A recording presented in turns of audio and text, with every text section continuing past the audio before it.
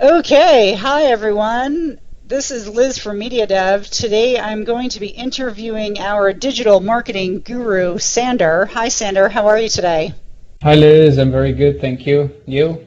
I'm good, thanks. So, today we're going to be talking about holistic marketing, which I know is one of your specialties. So, maybe you could start by telling us what is holistic marketing and why is it important? Yeah, sure. Holistic marketing is really that's really kind of an approach, a marketing concept that turns potential buyers of your product or solution into actual clients or partners through a series of crucial steps.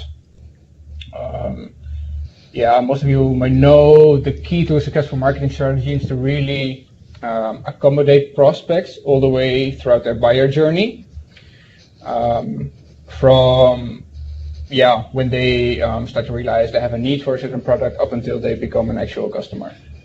So looking at this from a digital marketing perspective, I see a lot of companies that do have a strategy to attract visitors to for example, their website through ads or Facebook or LinkedIn or SEO, all the types of outreach channels that are out there. So that's often in place. But then they do not really have a solid strategy to turn those website visitors that they're generating into actual paying customers or partners. With a holistic marketing approach, you go beyond just the broadcasting side, and you support buyers throughout the whole buyer journey. And that makes your marketing so much more efficient, and in the end will result in a higher return on your marketing investments. So that's in a nutshell what holistic marketing does. Excellent. Yeah, could you tell us a little bit more about those various steps of a typical buyer journey down the sales funnel? What does that look like exactly? Yeah, sure. So there are four main phases a buyer typically goes through. This applies to any kind of buyer, and actually for any kind of product or service. The first step that a buyer goes through is the awareness phase. This is when somebody becomes aware that they have an issue or a need, and that's when they start looking for a solution for that issue that they have. From a marketing perspective, it's super important to be present at this moment, and that's why we have all these channels like LinkedIn in the B2B space, or Facebook, or we have Google, relating SEO, or advertisements even, or we advertise in a newspaper or on TV. All to be there when your target audience realizes, hey, I have a problem, and I'm going to start look for a solution. So most companies use a mix of on and offline marketing tactics to reach the audience at that moment. So that's step one, the awareness phase. And then, when people start to look for a solution for their issue, they really land into the consideration phase. That's the second phase. And in this consideration phase, they start to compare and benchmark different vendors who potentially could solve their problem and who provide the solution to their need. Again, from a marketing perspective, it's super important to capture these people and to stay in touch with these people over time. So coming again from a digital marketing perspective, it's important to draw people to your website, and then on your website, that's where you try to capture their opt-in. You offer something valuable like an asset or a webinar or a premium article in exchange for their contact details. This allows you to stay in touch with this potential buyer until they are ready to make a decision. And this also allows you to share contact with these people along the way and to really educate them on your product or service. Then the third step, that's really more to the decision-making process itself. So a buyer has compared all the various options out there and then makes a decision on who's the best vendor that can accommodate their problem. From a marketing perspective, again, you can really utilize all the information that you gather about this prospect along the way throughout the awareness phase and the consideration phase. You can utilize all the information that you gather and to really come with a specific offer to every potential buyer or lead. And that specific offer will be so much more interesting to your potential buyer rather than a generic offer. So if you, for example, take into consideration, if you have, for example, if you had a preliminary meeting with a lead, and this lead tells you, okay, I need something in a certain price range, and I need it to be deployed within a certain time frame, and I need, for example, I need somebody on site who can oversee everything. Then you're really in a position to come with a tailored offer rather than just a generic brochure with which you send out to people who don't provide you with this information. So in that decision phase, you really have to come with a specific offer tailored to your lead. And then the fourth phase is after somebody made a purchasing decision. They land into the evaluation phase, and that's where a buyer reviews whether they're happy with your solution that you provided or not. And as a seller, you really try to keep that relationship going. I mean, you invested so much into the relationship, building up to the decision making point. You really want to keep that good relationship going so that your buyer recommends you to other people, for example, or if you along the way want to create an upsell, you want to sell additional products or additional services. That's what you do in the fourth phase, the evaluation phase. So the first phase is awareness, second phase is consideration, third phase is the decision-making phase, and the fourth phase is the evaluation phase.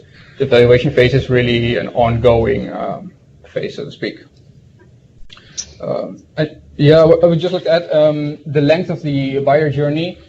Really completely depends on your products. You know, if you're looking at an everyday consumer product, the cycle is relatively short. But if we're talking about a complex B2B partnership, the process can last for over a year. So that completely depends on what kind of product you're selling, how complex that is. The key with holistic marketing, though, is that we pay attention to all the phases in the buyer journey and don't just broadcast in the awareness phase, but really take a lead through the phases so that we end up with a satisfied customer. Sure. So why is educating prospects about your brand so important, and what are some ways that you can do that? Okay. Yeah, like I said, in the consideration phase, that's where prospects try to find out which solution or vendor is the right choice for them. In general, the more complex the solution is, the harder it is for a prospect to gain insights and to come to a final decision. If there are a lot of technicalities involved, or there has to be an expert method to really understand what a product offers, how it benefits you, it just takes time, and it requires effort, it requires attention. As a vendor, it's super important to get across what your solution and company is about, so the prospect really fully understands the benefits of what you're offering. So once a prospect understands your company and your offer, you have an advantage when the prospect is ready to make a decision over others in the race of winning that assignment, for example. So educating prospects is something that you can do in various ways. You can do that, for example, through white papers or landing pages on your website. You can organize a webinar, or you can even do consultation meetings to really give an in-depth explanation of your product or solution. And yeah, so that's in general why educating prospects is important, to really make them understand why you have the best solution for their problem.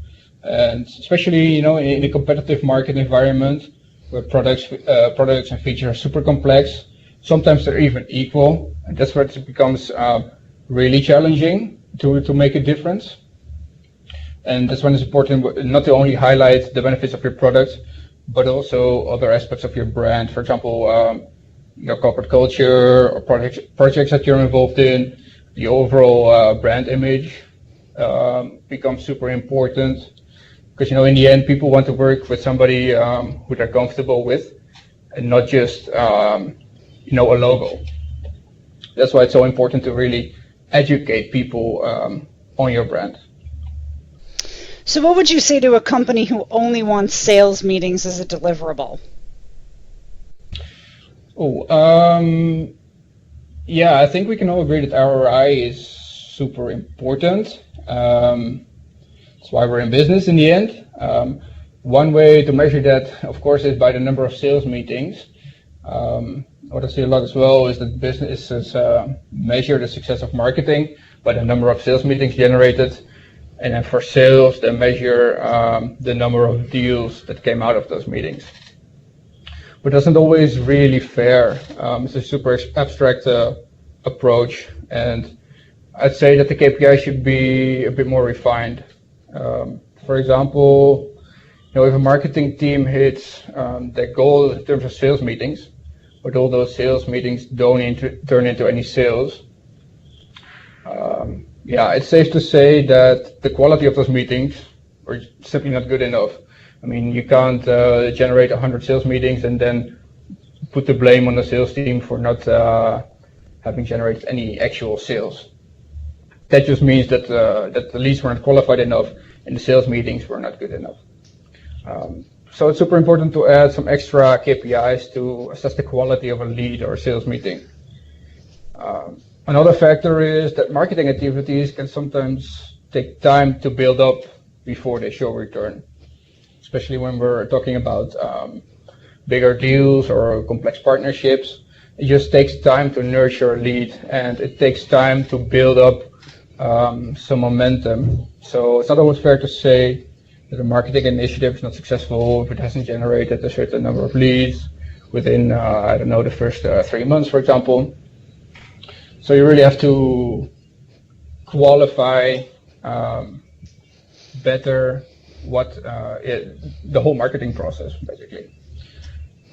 I can give you a couple of examples how that works, how we can quantify the marketing investments that we make.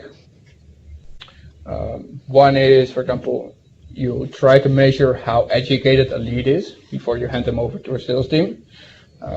You can do that through measuring the amount of touch points that you have with a lead.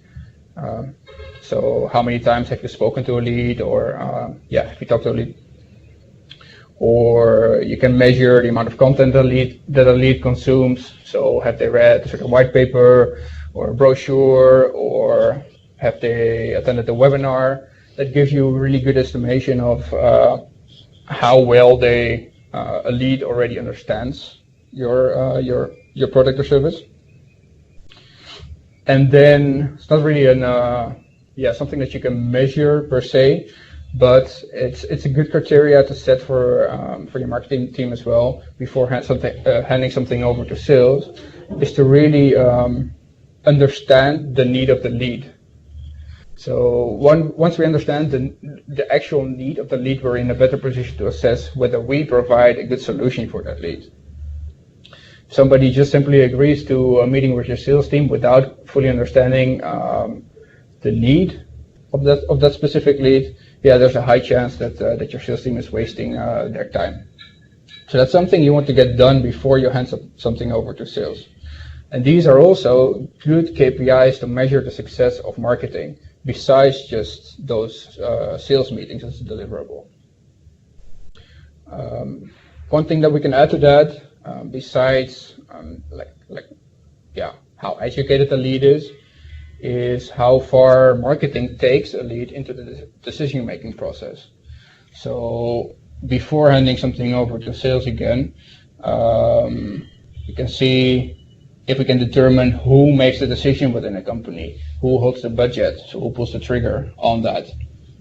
Or we can estimate, how far are we up the chain of command, basically. So if we haven't reached the decision maker yet, how far are we? How far did we get?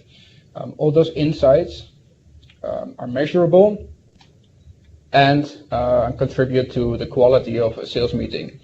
So yeah, like I said, just the criteria of sales meeting is very abstract, and you need some more context to those deliverables to really make it well measurable. And when we know all those things, we're also in a way better position to determine if somebody is a high quality lead or a lower quality lead with a lot of potential or lesser potential. And yeah, in the end, that only benefits your sales team, because the sales meetings are much more likely to have a positive outcome. Why is content important as a marketing tool? Yeah, content it's always super important because it's so versatile. It comes back everywhere. For example, it can be used throughout all the phases in the buyer journey. For example, it's a great way to attract new people to your website through blogs or videos or social media. And at the same time, content gives you the opportunity to provide value to your target audience. Again, with something like white papers, webinars, or in-depth articles, you educate the target audience. Yeah, and you actually work on becoming a thought leader within your industry. So the value you provide with all these types of content puts your company ahead when a lead is making the purchasing decision. So that's safe to say that content is really, it's really an integral part of holistic marketing, which comes back in every phase of the buyer journey. How can sponsored ads boost visibility for your content? Obviously, if you want to, if you're creating all these types of great content, of course you want to get that in front of your target audience, and you can do that organically through SEO or social media, but that takes time. It takes time to rank on the first page in Google, or it takes time to build up a following on social media. And yeah, you don't always have time to wait around for that to become effective. And paid ads or sponsored ads give you the opportunity to really put your content in front of your target audience right now, and that's a super big benefit in the short term. And if you get that profitable, it's also viable in the long term even. And next to that, paid ads really give you the opportunity to really target your audience super precisely. Tools like LinkedIn have, social media platforms like LinkedIn have very robust targeting tools where you can exactly pinpoint your target audience, and that makes ads more and more efficient these days. What would your advice be to a company just getting started with their marketing strategy?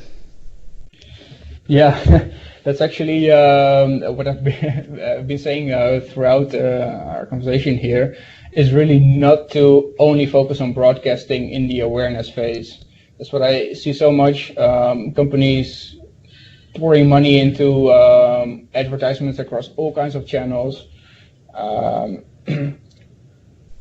putting so much effort into SEO, for example, without keeping in mind that on their website they still have to convert visitors, nurture them over time, and then make an interesting offer or tailored offer when a lead is ready to make a purchasing decision. And of course, afterwards you do the follow-up and you try to attach a customer to your brand so that they become brand endorsers.